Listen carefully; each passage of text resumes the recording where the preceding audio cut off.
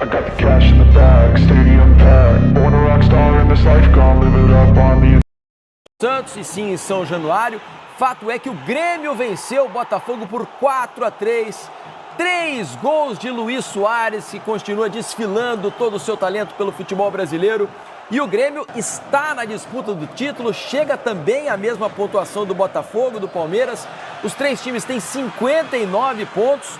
O Botafogo ainda tem um jogo a menos, é verdade, mas a briga está cada vez mais acirrada. A pergunta que fica é: o Botafogo, que liderou o Campeonato Brasileiro inteiro, de ponta a ponta, terá forças para se manter na frente até o final? Essa é a pergunta que está também na cabeça do botafoguense. Você é botafoguense, você é gremista, torcedor de qualquer clube do Brasil, aí você time que está na disputa do título do campeonato ou está ainda tentando escapar da zona do rebaixamento, mande sua mensagem pra gente por meio da hashtag Troca de Passes no Twitter, tá bom? Hashtag Troca de Passes. Mande as suas impressões pra cá. Eu tô aqui com Carlos Eduardo Mansur e com o Alex, que vão explicar pra gente por que o Botafogo desandou, né? Os dados foram dados durante a nossa transmissão. O Botafogo vem de 4 derrotas seguidas. O Botafogo, nos últimos 6 jogos como mandante, não conseguiu vencer nenhum. Foram 4 derrotas e 2 empates. O Grêmio, ao contrário, vem de 5 vitórias consecutivas. O Grêmio, que não conseguia vencer fora de casa, sempre foi muito forte jogando em Porto Alegre, mas fora de casa tinha uma dificuldade imensa. Na reta final do campeonato parece crescer. Carlos Eduardo Mansur, responda a pergunta que eu fiz agora para os nossos telespectadores. O Botafogo vai se aguentar na liderança do campeonato, onde esteve durante toda a competição, nessas rodadas finais? Mansur, boa noite, bem-vindo ao Troca. Boa noite, Felipe. Boa noite, Alex. Boa noite a todo mundo que assiste o Troca. Não é possível ter uma resposta porque é impossível ter respostas nesse Campeonato Brasileiro, que vai contrariando quase tudo do que a gente tem visto nos últimos anos.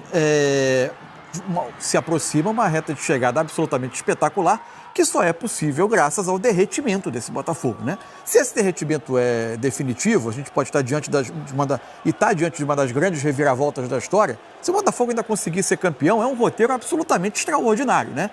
O jogo de hoje, ele é um pouco uma espécie de síntese do que é esse roteiro do campeonato, né? Porque é tão difícil encontrar explicações. Você pode falar de atuações individuais destacadas, porque você teve um primeiro tempo muito bom do Diego Costa, por exemplo, no ataque do Botafogo. Você teve um segundo tempo para antologia do Campeonato Brasileiro, do Soares, com a entrada muito boa do Ferreira também. Você pode falar ao mesmo tempo das virtudes, mas pode falar de erros defensivos impressionantes. O Grêmio, que cresce monstruosamente como um time candidato ao título, ele tem a 4ª pior defesa do Brasil nesse campeonato. E é raríssimo o Campeonato Brasileiro fazer um time campeão sem que a defesa, se não for a melhor, seja uma das melhores. O saldo de gols do Grêmio é só de 8. Isso é impressionante. É um saldo muito baixo. Por outro lado, é um time que, quando vive os seus melhores momentos nos jogos, é difícil encontrar no Brasil um time tão bom ao atacar. É verdade. Quando os jogadores se encontram para combinar. E, ao mesmo tempo, você olha para o Botafogo, você pode falar de fatores táticos, assim, tem um elemento emocional no campo e tem um elemento emocional que a gente não pode esquecer na arquibancada, né? Sim. O que o torcedor do Botafogo está vivendo nessa caminhada é muito cruel. Se de fato o desfecho for o que parece ser, é muito cruel viver essa caminhada de tanta esperança e de repente esse momento. Agora, ainda assim, é claro que o torcedor sente muito o momento, né? Mas para mim é inadmissível o torcedor chamar o time de time... Como é que foi no final? Vergonha. Time sem vergonha. Sendo o Botafogo líder do campeonato ainda, a 6 rodadas do final da competição, com o Botafogo ainda no primeiro lugar da competição, né? Por mais que o momento não seja ruim, não seja bom, pelo contrário, me soa um pouco cruel com esse elenco que levou o Botafogo até a posição em que se encontra hoje. Vamos colocar no papo aqui Luiz Carlos Júnior, Lédio Carmona, o Intrépido e o Grafite, que estão lá em São Januário e vão tentar explicar pra gente o porquê até o Mansur usou um termo aqui, o derretimento desse Botafogo, que já vem de 4 derrotas seguidas, são 6 jogos sem vencer como mandante, são números impressionantemente ruins para um time que vinha liderando e vem liderando o campeonato desde a primeira rodada praticamente, Luiz. Grande abraço, boa noite, bem-vindo ao Troca, meus amigos. Grande abraço, amigos.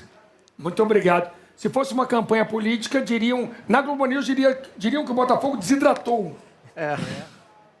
Que loucura. Eu tenho muita dificuldade. Eu não tenho uma explicação lógica para o que está acontecendo com o Botafogo. Boa noite para os amigos, né? Boa noite para o Mansur, para o Alex, para o Felipe. Agora, O intrépido eu Felipe. estava ouvindo o Mansur falar sobre roteiros, né? Eu acho que qualquer roteiro nesse fim de campeonato vai ser espetacular, vai ganhar um Oscar. Se o Botafogo for campeão, é Oscar. Se perder, também é Oscar. Se o Palmeiras ganhar, do jeito que está um elenco ali reduzido, se for campeão, Oscar. Flamengo ganhando o campeonato depois de patinar o campeonato inteiro, Sampaoli deixar a terra arrasada, é Oscar. Boa noite, amigos. Felipe, Mansur, Alex. Realmente um jogo excepcional. Começou bem, né? O começo do primeiro tempo e o começo do segundo tempo do Botafogo foram excepcionais. Com gols, trazendo o torcedor para o seu lado, mas o Grêmio foi guerreiro, foi imortal, viu? Buscou uma reação, principalmente no segundo tempo, quando sai o terceiro gol logo no começo do jogo, né? Do segundo tempo, né, Luiz? A gente acha que o Grêmio tinha acabado de fazer as trocas, voltado do intervalo, para tentar melhorar ofensivamente. E aí Luiz Soares aparece no jogo, Ferreira entrou muito bem no jogo. E a dinâmica do futebol. Nós falávamos do Marlon Freitas, o melhor em campo até o comecinho do segundo tempo. De repente, Luiz Soares destoa e faz um jogo excepcional e o Grêmio consegue um grande resultado. 2-1 para o Botafogo. Agora, na busca por explicações, eu fico procurando, Lédio, Grafite, como um time que sofria tão poucos gols se torna tão vulnerável. Tomou 17 gols nos últimos 11 jogos, né? É difícil de explicar. Mesmo quando o Botafogo jogava muito bem o primeiro tempo, a defesa já dava sinais de exposição, de desajuste. No jogo de hoje? No jogo de hoje. Não só pelo gol de empate do Everton Galdino, mas dava espaço, não era um time seguro atrás. Só que do meio para frente, o Botafogo jogava muito bem. Marlon Freitas fazia um partidaço e continuou fazendo no início do segundo tempo. Diego Costa, no primeiro tempo, fez seu melhor jogo pelo Botafogo. Porque um grande início do segundo tempo com 3-1 no placar. Exatamente. Júnior Santos fez um bom jogo. Então, estava tudo bem equacionado. A partida do Marlon Freitas, ele participou dos 3 gols do Botafogo. E aí me explica por que desanda a maionese. Aí o Mansur já falou, o segundo gol do Grêmio desnorteia o Botafogo. Esse aí. Desnorteia. O jogo de quarta-feira passada foi o jogo do Hendrick, da vitória do Palmeiras. Hoje foi o jogo do Soares. O Soares faz esse gol e a partir daí o Botafogo começa a... Mas como é que uma zaga deixa o centroavante consagradíssimo completamente livre? Porque a zaga está o setor defensivo do Botafogo está muito mal arrumado. Muito mal arrumado. Do meio para frente, o time hoje já respondeu. Gostei da taxa, hein? Vai ter emoção até o fim. O Soares fez 3 gols em 24 minutos. 3 gols em 24 minutos. Esses 2 primeiros aí foram nas costas do Hugo e do Vitor Cuesta. E aí o Botafogo não se encontrou mais. Tentou empilhar atacante, entrou o Luiz Henrique, entrou o Carlos Alberto. Esse é o quarto. Com muita facilidade, né? É muita facilidade que as equipes encontram espaço na defesa do Botafogo. Eu vejo uma defesa não só... Assim, a defesa não se limita só aos zagueiros e os laterais e o goleiro. É o sistema defensivo. É o sistema defensivo, é os volantes, né? É o apoio, é os alas que fazem essa recomposição sem a bola. E o Cuesta e o Adrielson estavam muito expostos nesse jogo. Assim, o Hugo não estava conseguindo encaixar na marcação ali de um lado, o de Plácido do outro. Ou seja, é um desequilíbrio técnico, é um desequilíbrio coletivo da equipe defensivamente. O Botafogo se caracterizou no primeiro turno de ter uma defesa sólida, de ter um goleiro que, quando ele era chamado, ele aparecia bem. Olhando o jogo do turno, Grêmio 0, Botafogo 2, foi exatamente isso. Foi isso mesmo. O Grêmio amassou, tentando o gol, o Perry fazendo defesas excepcionais, e o Carlos Alberto e o Eduardo, acho que marcam os gols no jogo com o Grêmio no primeiro turno, mas hoje, nos últimos jogos, contra o Vasco, estava muito exposta a defesa, contra o Palmeiras, aconteceu tudo isso, mas não é uma culpa só da defesa, não é só do sistema defensivo. E curiosamente, sem mudança de peças, né? Não, sem mudança de peças. O Lúcio Flávio, ele fez o que ele pôde, né? Ele fez as trocas, ele botou... Hoje o Eduardo começou no banco, ele fez a opção de começar o jogo com 3 volantes, com o Marlon Freitas e o Tietchan mais avançado, e o Danilo segurando mais. Na sequência, ele tira o Danilo, bota o Eduardo, ou seja, ele está fazendo o que pode com as peças que mostraram o serviço no primeiro turno. Só que, nesse momento, muitos jogadores, tecnicamente, individualmente, não vivem um grande momento, e coletivamente, a equipe rui de uma forma muito, muito gritante no segundo tempo das partidas que vem atuando nesse segundo turno, Felipe. Eu queria saber do Alex, Felipe, se você me permite. Claro. Como é que um time acaba se perdendo completamente psicologicamente? Se tem retorno isso, Alex, faltando tão pouco para o fim do campeonato. Se é só para complementar a sua pergunta, se é só, na sua opinião, Alex, uma questão psicológica, eu acho que é principalmente a questão psicológica, mas acho que o time está desarrumado. O time está desarrumado. Talvez o psicológico desarrume o time. Exatamente. Não tem uma resposta do banco. E o fator psicológico é evidente também. Boa noite, amigos. Eu vejo assim, ó. Eu acho que, nesse sentido, eu não vejo o Lúcio Flávio com essa culpa que o torcedor está jogando para ele, mesmo entendendo todo o contexto de frustração, cruel, que também o Mansur usou muito bem. Só que é o emocional. E o emocional, ele gera insegurança. E se você for ver nos gols, os 3 gols do Palmeiras... que o Botafogo acaba tomando e levando muito mais gols agora, o sistema defensivo era muito seguro. E hoje, nos gols do Soares, no jogo do Palmeiras foram 3 gols de bola parada e principalmente o Endrick bagunçando o sistema defensivo do lado esquerdo do Botafogo, como hoje aconteceu a maior parte dos gols, né? Então, se a gente for olhar, tudo tem sim um porquê. Eles, dentro do clube, eles não vão colocar culpa em um e outro, não é questão de culpa, mas que o sistema defensivo hoje... ele acabou falhando, isso é notório. A primeira bola enfiada no meio dos dois, metida no meio dos 2 zagueiros. Normalmente quem está de frente os zagueiros, o atacante ele vai jogar com uma possibilidade, um meio e outra, você tem que fazer a leitura daquele que está com a bola, né? E eles não fizeram. Foi mal os 2 zagueiros que vinham fazendo super bem. O segundo gol acaba naquela bola mal tirada, não, ou tirada do Cuesta, que se fosse num jogo normal com a cabeça boa, o Cuesta ele teria ameaçado, ele teria deixado a bola pingar, quicar e começar o goleiro que ele estava livre. Porém, a bola vai lá no canto esquerdo, aí vem o Ferreirinha de novo, o Hugo ele tá, na verdade, voltando, retornando, acaba não dando muito tempo, só que o Cuesta, do mesmo jeito que vem a bola, depois ele fica... o meio-campo acaba não acompanhando, o Cuesta vai fazer essa cobertura como se fosse, e o Hugo chegando atrasado. Os outros 2 gols, mesma coisa, o Hugo, de repente, olhando, o segundo gol, na verdade, o Hugo ele foi dar um bote dentro da área, né? E tudo isso eu penso que aí sim é de decisão daquele setor, daquele atleta naquele momento. O quarto gol do Soares, que ele vem, ele faz aquela tabela, o volante que está acompanhando, o Cuesta de novo está fora de posição. De novo. Não, e sabe a coincidência em todos os gols levados pelo Botafogo, o quanto a linha de 4 e o quanto a linha de 4 defensores nunca está montada. Não, mas o primeiro gol se desmonta a linha de 4 defensores e se desmonta brutalmente a linha de 4 meias. Também. 3 dos 4 meias balançam para o lado direito para tentar fazer a cobertura. Sim. E esquecem o Carvalho absolutamente livre para fazer... O Hugo até tem que entrar nele para sobrar o Soares. E além disso, a postura do Cuesta naquele lance, que era uma bola em que o lançador está absolutamente livre para fazer o passe, ele está de frente para o lance quando ele já deveria estar com o corpo virado para fazer a corrida. É tanto emocional que é praticamente um desligue, porque a partir do momento, se você está pressionado, Luiz, e o Grafite também ele pode falar isso, se você está pressionado, o jogo apertado, tudo bem, você está mantendo a sua concentração. O Botafogo de novo abre 3-1 e acaba realmente desligando no jogo.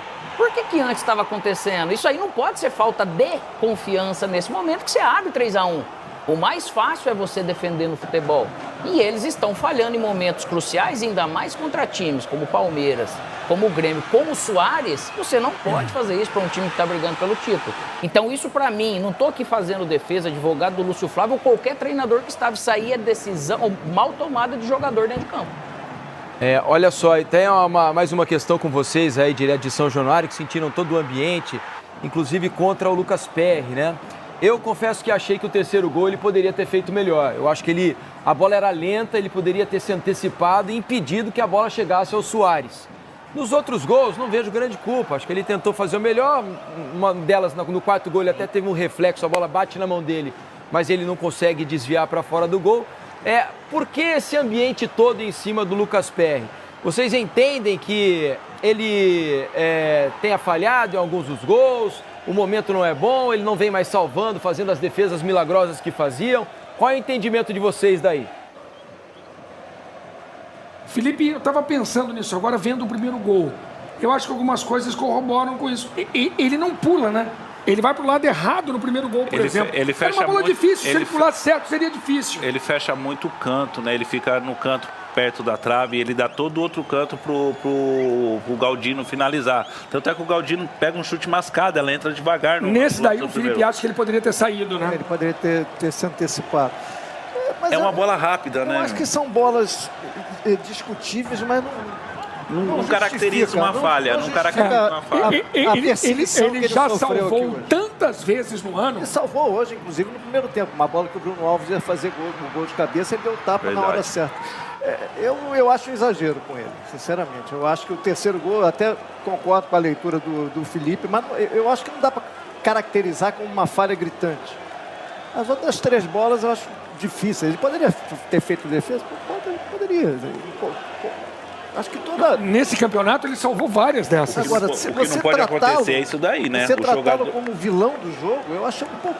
Acho não, tenho certeza que é muito exagero, Grava. O que não pode acontecer é isso daí, né? 2 jogadores no meio de 6 jogadores do Botafogo girar, fazer um 2, receber e sair na cara do gol. Não é culpa do goleiro. Aí não é culpa do goleiro também. Então o sistema defensivo, sim, não como é o Alex algo que falou, tá absurdo falhou pra você bastante marcar. hoje, mas então, não é uma coisa absurda. Você fecha ali, você organiza direitinho, acompanha, não deixa espaço, e ele entra ali naquele setor onde o Cuesta sai, né? O Cuesta sai para dar o bote e fica aquele vão ali onde ele entra e marca o gol. É um trabalho defensivo, tático da equipe, coletivo. Não pode culpar só a defesa. Lógico que se destaca por conta dos gols tomados, a falha defensiva, mas no coletivo geral, a defesa começa lá na frente no ataque. Agora, Felipe, sobre a questão do time sem vergonha, evidentemente que eu não concordo. O time é líder e mesmo que não fosse, eu sou sempre contra você ter esse tipo de... São profissionais, estão trabalhando, são sérios, não é sem vergonha. Agora, é um time sem credibilidade. O Botafogo perdeu a sua credibilidade com o torcedor. Não justifica o grito de time sem vergonha, mas é um time hoje sem credibilidade. O torcedor olha para esse time e não acredita mais. Ele vai continuar apoiando, vai aos jogos que faltam, no Rio, Santos. A pergunta é, será que vai continuar apoiando? Acho até que vai, Luiz. Eu acho que vai vir algum fato novo. Acho que conhecendo o futebol brasileiro... Vem técnico novo. Deve vir um fato novo. Imagino que sim, não é uma informação. Agora, credibilidade, esse time, depois de tomar 2 viradas em uma semana, ganhando de 3-0 e de 3-1, não tem mais. Ele vai ter que recuperar. Pode ser que recupere? Pode ser. Agora, o torcedor não vai ficar passivo. Ele exagerou na dose. É um grito clichê do futebol brasileiro. Toda hora gritam isso para qualquer time. Infelizmente. Agora, credibilidade, o time vai ter que encontrar de novo. Que perdeu tudo que fez nesse campeonato. É líder praticamente por acaso, nesse momento. É líder pelo saldo de gols. Tem campanha de rebaixamento no segundo turno. Na cabeça do torcedor do Botafogo, o Botafogo não é mais líder. Agora, Felipe, amigos, a gente está falando bastante do Botafogo, do aspecto que era líder, agora não vive um grande momento, mas o Grêmio fez um segundo tempo excepcional e mereceu. Aproveitou muito pelo personalidade, que ele... personalidade, a entrada do Ferreirinha, que entrou bem, deu outra dinâmica ao setor ofensivo na jogada individual 1 contra 1. Os jogadores que entraram no segundo tempo, o Soares, a gente vai dispensar comentários pelos 3 gols, mas o Grêmio, o menino que entrou, o Natan, ele fez uma jogada no segundo tempo que ele dá um chapéu no Marçal, quase marca um golaço. Ou seja, o Grêmio fez por onde também, fez por onde buscar Grêmio, essa vitória e conseguir esses 3 pontos, Felipe. É verdade, Imagino faltou acertar. Que vai ser a arena do Grêmio domingo, hein? É Grêmio verdade. e Corinthians. Grande jogo. Aliás, uma curiosidade aí, que até Oswaldo Luiz, grande Oswaldinho, manda aqui uma mensagem dizendo o seguinte: o Fluminense vai enfrentar 3 candidatos ao título nessas últimas rodadas. O Fluminense enfrenta Flamengo, Palmeiras e Grêmio. Né? Então pode ser um fiel da balança aí, de repente, mesmo já não tendo pretensões. E a declaração do Diniz ontem? Diga, Luiz. A declaração do Fernando Diniz ontem me pareceu muito coerente, muito boa. Ele falou o seguinte: olha, a gente tem que jogar o campeonato sério, porque existe uma questão ética envolvida. Então nós temos um compromisso com os demais. Ele citou inclusive isso. Existem outros clubes interessados nos jogos do Fluminense. Falar em interesse, o Botafogo conseguiu perder para todos os times que brigam pelo título com ele no segundo turno. Perdeu para o Palmeiras, perdeu para o Flamengo, perdeu para o Galo, perdeu para o Grêmio. Falta só o Bragantino, que o jogo é domingo. E ganhou de todos no turno. E tinha ganhado de todo mundo no primeiro turno. Vai entender. Não é